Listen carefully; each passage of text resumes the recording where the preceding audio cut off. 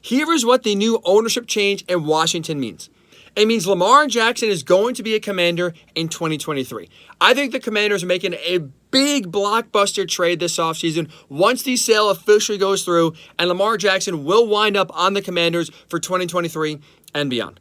Look, when you now have an ownership change, now, we've seen it so many times in sports where the new owners come in and what they want to do immediately is make a splash and announce their presence. We just saw it with the Suns a few months ago. New ownership group comes in. What happens? Boom, right away, they trade for Kevin Durant. I think we're going to see a similar situation here.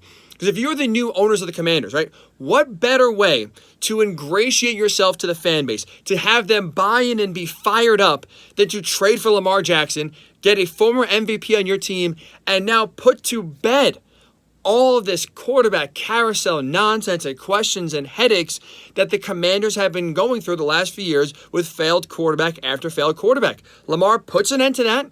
It's a big headline, splashy move, and it announces, boom, there's new ownership here. It almost plants a flag like times are changing. This move to me is bigger than football. Right, this move to me is not just about getting a former MVP on your team and ending the quarterback carousel. It is about sending a message to the fans who, for the large part, the last 20 years under Daniel Snyder, have been apathetic. They've had no reason to believe. Right, so now if you are the new owners, your day one job is to have them believing, having them buying back in to this massive fan base that unfortunately has gone silent for a while under Daniel Snyder. There's no better way to get the bought in right away than getting Lamar Jackson on your team in the burgundy and starting week number 1. And that's why, for me, the barriers right now that have prevented other teams from being interested in Lamar don't apply to the Commanders, right? Because right now, any team that has said they are out on Lamar or have no interest in trading for Lamar, it's one of two reasons. It's salary or it's draft picks.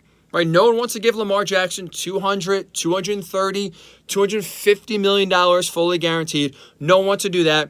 And no one wants to give up 2 first-round picks as well to trade for Lamar Jackson. But because for the Commanders' new ownership group, it's more than just about football. It's more about getting everyone to buy back in and kind of win over the fan base right away.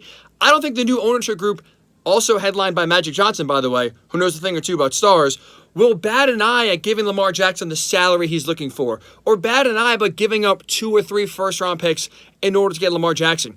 Again, because this is bigger than just on-the-field results, it's about sending a message to a massive fan base.